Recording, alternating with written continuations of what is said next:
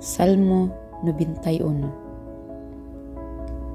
Ang Dios atong tigpanalipod, ang mudangop sa labing halangdon, ang magpabiling ubos sa pagbantay sa labing gamhanan.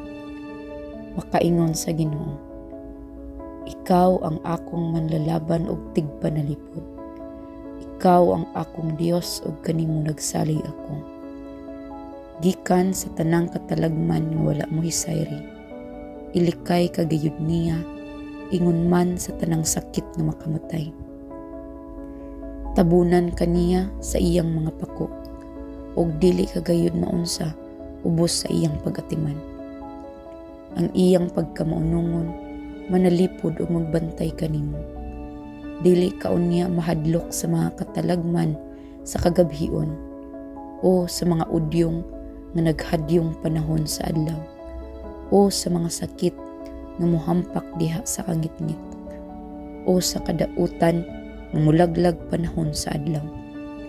Mahimong mga pukan ang usa ka libo diha sa imong tiliran, napulo ka libo-libot kanimo apan dili kagayud maunsa. Makita mo unya unsaon pagsilot ang mga dotan, kay gihimo mo mang dalampanan ang Ginoo, ang labing halangdon nga imong tigpanalipod. Walay katalagman nga mudangat kanimo, ug walay kadaot nga maabot duol sa imong puloy-anan. Pabantayan ka sa Dios sa iyang mga anghel, aron pagpanalipod kanimo bisag asa ka paingon.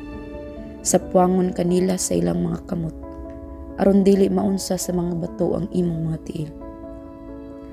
Tumban mo ang mga leon ug mga bitin, mga mapintas nga leon ug mga bitin nga malala. Ang Dios nag-ingon, luwason ko kadtong nahigugma kanako, ug panalipdan ko kadtong miila sa akong ngalan. Sa dihang sangpiton ako nila, tubagon ko sila. Maguban ako kanila sa dihang sila anaa sa kalisdanan.